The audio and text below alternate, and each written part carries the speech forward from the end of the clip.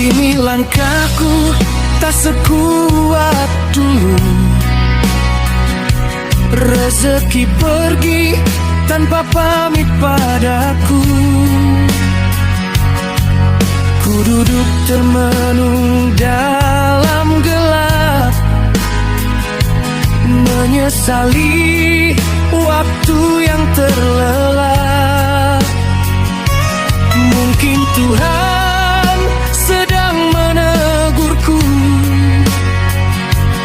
dengan badai yang mengguncang jiwaku.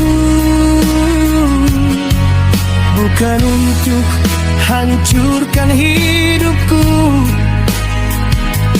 tapi membakar ulang imanku. Di malam panjang ku bersujud